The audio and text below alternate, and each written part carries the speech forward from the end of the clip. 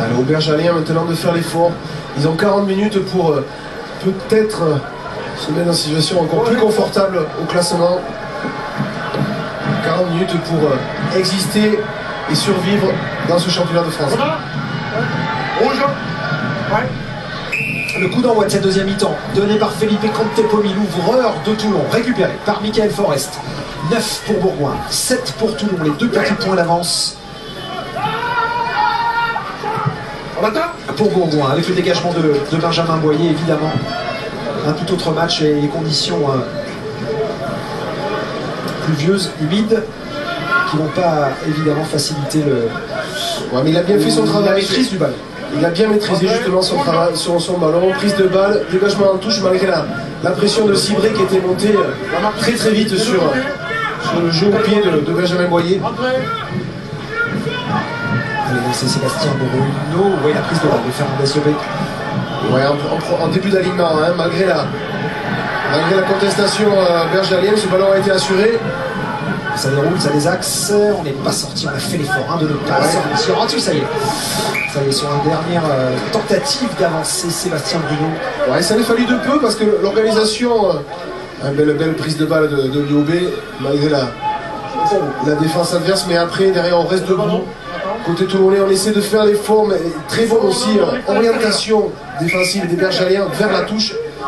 Et malgré ses efforts, Sébastien Bruno n'a pas pu remettre ce ballon en jeu. Allez, je le vois, pour se lancer. Récupéré par Lissou. Ah oui, les données ont changé, mais le ballon est glissant, donc on peut avoir une chance de récupérer le ballon. C'est ce qui s'est passé notamment sur les contres défensifs en touche. Ça progresse pour les Toulonnais. En sachant que les options en touche vont se réduire, forcément. Le pays, rien du tout. Allez, Fabien Cibré qui est là. Contepomi qui est dans l'axe pour le drop. Felipe Contepomi calé dans l'axe. Attention, monsieur Berdos, il n'est pas gêné. Allez, bien, on va reprendre un peu de vitesse là. Il est en place, Contepomi. Il est là, c'est le jeu. Toulon on est de 2 points. Même ses coéquipiers sont à plat. Les deux centres n'ont pas l'intention apparemment de venir jouer ce ballon ou se porter au soutien. C'est fait, Contepomi. C'est vrai, des 43, alors la grande complètement manqué. Ballon qui va aller échouer, qui va s'échouer dans la zone d'en-but. Ouais, ça donne une idée des conditions. Hein. Le ballon sur le rebond n'est pas remonté comme il le voulait. Donc, la droite complètement manquée. Pas top celui-là. Puis l'inverse a été tellement violente que par endroits, il y a des flaques qui se sont... L'eau n'a même pas eu le temps de s'infiltrer en terre. Allez, Benjamin Boyer, loin devant. Directement. Cibré Contepomi. Jeu au pied. Et encore l'IOB, le premier sous le ballon. Allez, Michael Forest. Ou au craquage. Ballon Bergelia. Forest. Boyer, limite du contre de Fabien Cibré. Jeu au pied de Boyer, cette balle qui fuse à présent. Avec Lovo Balavre. La récupération qui sollicite Felipe Contepomi. Loin devant, ne trouve pas les touches. Et on offre l'opportunité à Benjamin Boyer de relancer le drop des 50 mètres, pourquoi pas. Et non, pourquoi pas. Contepomi. Oh là là, les éclairs. Oh, incroyable. Là je vous dis qu'il y a un petit moment de stupeur sur le terrain. On s'arrête un petit peu de jouer parce que en arrière, avec Fabien Cibré, avec Tanaumaga. Oh, il avait quand même un Kéfou en hauteur. Et pourquoi pas se prolonger au pied. Ouais, on va directement. Là, il y a quand même une petite incertitude parce que ça fait peur quand même. On sent un petit peu d'appréhension, non pas dans le jeu, mais plutôt en levant les yeux au ciel. Ça me rappelle un vieux souvenir de 91 lorsque l'équipe de France était partie en tournée aux États-Unis. Et lors d'un match à Colorado Springs, il y a eu un orage comme ça absolument incroyable. Et on avait été pris dedans lors d'un test contre les États-Unis. C'était une situation absolument incroyable. Et Philippe Saint-André était là, tout comme Aubin Weber d'ailleurs. Ah ouais. Si ma mémoire est bonne. Remember Colorado, vous pouvez leur demander. Hein. Vous êtes en opposition, le 8. 8 rouge. 8 rouge, sauteur et en opposition.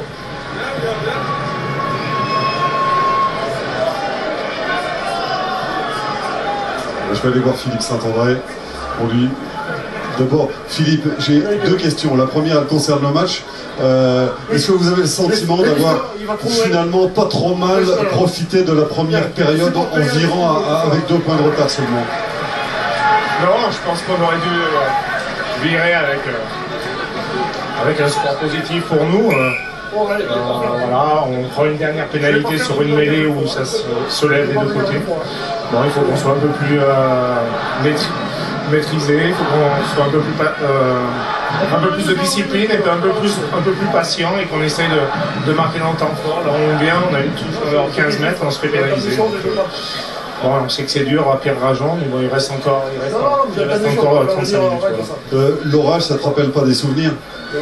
91 par exemple. Si, t'y étais aussi, on avait peur, il allait arrêter le match. Bon là ça s'est arrêté, mais ça peut retomber à tout moment, ça va être... C'est dommage, c'est plus difficile parce que maintenant le ballon est glissant, mais bon on va essayer quand même de continuer à jouer. Merci. Voilà, donc l'heure est à l'optimisme pour Philippe Saint-André. Le lancer, je vois, avantage en cours, les Toulonnais avec Felipe Cantepomi, le jeu au pied. Il était joli, c'est celui-là. Celui-là, il rentre dans le top 3 au niveau des éclairs. Alors c'est vrai que les conditions, notamment sur les lancements en touche, posent problème parce que ça limite réellement les options pour les lanceurs. On l'a vu précédemment avec Jean-Philippe Genevois qui a cherché à solliciter le fond d'alignement et malheureusement ça n'a pas abouti parce que le ballon est glissant, ça devient plus compliqué aussi pour atteindre sa cible. Genevois, prise de balle, début d'alignement. Tony Devast, on sollicite Benjamin Boyer, son pied droit, directement sur Laurent Balavou. À la relance. Allez, prochain intérieur extérieur, pris. Ça vient contester dans la règle, et bien dans la règle de Jalien qui est une pénalité. Très beau contest. Hein. Ouais, c'est Jeff Cooks, il me semble, qui est venu le premier, tout en restant sur ses appuis. Il colle au ballon et là, malgré toute l'énergie toulonnaise pour le sortir, le dégager, eh bien, il est récompensé avec une pénalité pour son équipe. En faveur de son équipe. La relance de Laurent Balavou avec les appuis. Hein. Sur cette pelouse détrempée maintenant. Ah oui, ça me fait penser à quelques matchs vécus en Angleterre, au Royaume-Uni. Tous les dimanches, c'est comme ça. C'était comme ça. C'est même rien, ça. C'est du tout l'état de la pelouse. Une petite averse. Avec quelques explications entre Toulonnais et Berjalien. 9 à 7 toujours. Hein. Oui, ça sourit, donc ça va. C'est un petit avantage qui peut peser très très lourd dans la suite de la saison pour les Bergaliens. Les Bergaliens vont s'accrocher à ces 2 points. Il n'y a pas de doute. S'il vous plaît, des deux côtés, j'ai rien commandé. Flexion, touché, top, entrée. Allez, introduction, Fabien Cibret sur la ligne des 10 mètres. La mêlée qui tourne légèrement sur le fermé. Fernandez Lobé, Cibret joue au pied directement sur Anthony Forest. Devant ses 22, qui ne va pas s'embêter lui non plus, mais qui va aller loin devant. Trouver Felipe Cantepomi, ce ballon qui rentre dans les 22 mètres. Et Cantepomi qui est chassé, qui arrive à s'en sortir. Et voilà, à toi, à moi. Ouais, on est un peu tendu. Boyer. Dans du ping-pong là sur le jeu au pied. Cibret. Ah, et il l'a récupéré, Fabien Cibret. Attention. On arrive tout de même à s'en sortir avec Tana Umaga. Umaga, le pied. On vient se mettre en couverture côté toulonnais. Ce ballon qui va rentrer et qui va qui va s'arrêter. Non, qui est finalement dans le but. Et ce sera un renvoi au 22.